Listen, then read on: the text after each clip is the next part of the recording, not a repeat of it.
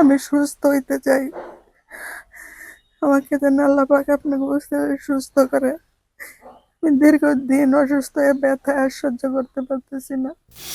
সচ্ছল জীবনযাপন ছিল আয়েশা বেগম ও আব্দুল দাইয়ান দম্পতির। ধীরে ধীরে অসুস্থতায় পুরো সংসার এখন এলোমেলো। দীর্ঘদিন ঢাকার দক্ষিণ শাহজাহারপুর এলাকায় বসবাস করতেন এই দম্পতি। 2022 সালে সোনারগাঁয়ের বদ্দের বাজার ইউনিয়নের আনন্দবাজার এলাকায় গ্রামের বাড়ি চলে আসেন। গ্রামে আসার 3 মাস যাওয়ার পরই তাদের দেহে ক্যান্সার ধরা পড়ে। একজনের ফুসফুসে ক্যান্সার, আরেকজনের জরায়ু ক্যান্সার। বর্তমানে অটোরিকশা চালক ছেলে শহীদুল ইসলামের সামান্য আয়ে খেয়ে পড়ে কোনো রকম বেঁচে আছেন তারা। জানা যায়, ঢাকায় থাকা অবস্থায় আয়েশা বেগম কাজ করতেন ঢাকার একটি রেস্তোরাঁয়। তার স্বামী আব্দুল দাইয়ান রিকশা চালক থেকে হয়ে ওঠেন রিকশার গ্যারেজের মালিক।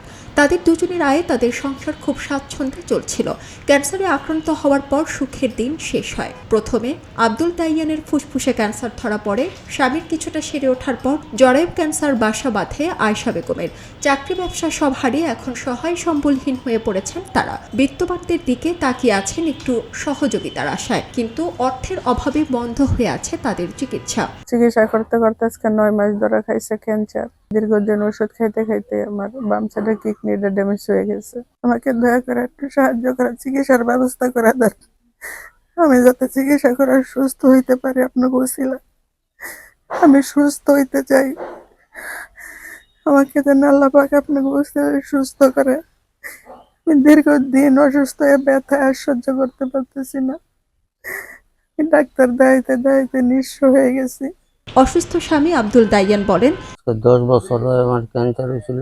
তারপরে স্ট্রোক করছিলাম, ব্রেন স্ট্রোক। এখন শ্বাসে সমস্যা হইতেছে এবং তারপরে চোখে কম দেখি। একটা চোখ অপারেশন করছিলাম, আর একটা চোখ অপারেশন করার দরকার কইছিল, কিন্তু করতে পারিনি টাকা পয়সার অভাবে। আছি অনেক কষ্টের উপরেই। আপনারা যদি কারো দয়া মায়া হয় তাহলে আমাদেরকে একটু সহযোগিতার হাত বাড়ায় দিবেন। তাদের সহযোগিতা পাঠানোর জন্য বিকাশ ও নগদ নাম্বার 019120246993। এছাড়াও আয়েশা বেগমের সোনালী ব্যাংক সোনারগাঁ শাখায় সঞ্চয়ী হিসাব রয়েছে, যার নাম্বার 36186010210445। খবরের কাগজ, নিখাত, নির্ভীক, নিরপেক্ষ।